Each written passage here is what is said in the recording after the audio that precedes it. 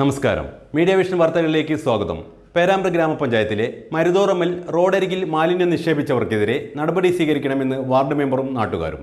പരാതിയെ തുടർന്ന് പോലീസും പഞ്ചായത്തും സ്ഥലത്ത് പരിശോധന നടത്തി. പേരാമ്പ്ര ഗ്രാമപഞ്ചായത്തിലെ 13-ാം വാർഡിൽ മരുതോറമ്മൽ വിജനമായ ഗ്രൗണ്ടിൽ സ്വകാര്യ വ്യക്തിയുടെ സ്ഥലത്ത് 50ഓളം ചാക്കിൽ മാലിന്യം തള്ളിയതായി പരാതി.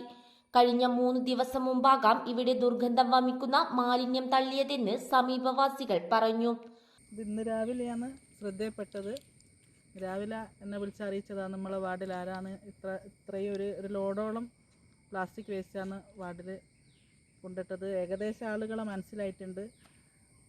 വാർഡിൽ നിന്ന് അതല്ല പഞ്ചായത്തിൽ നിന്ന് മൊത്തമായിട്ട് പ്ലാസ്റ്റിക് ഒഴിവാക്കേണ്ട സമയത്താണ് ഇത്തരത്തിലുള്ള ഒരു രീതി ആളുകൾ ചെയ്യുന്നത്. ഇതുമായിട്ട് എന്തായാലും ശക്തമായിട്ട് മുന്നോട്ട് പോകാൻ തന്നെയാണ് തീരുമാനിച്ചത്. പേരാമ്പ്രയിലെ റെയിൻബോ ബേക്കറിയുടെ ബില്ലുകളാണ് ചാക്കിൽ ഉണ്ടായതെന്ന് സമീപവാസികൾ പറഞ്ഞു.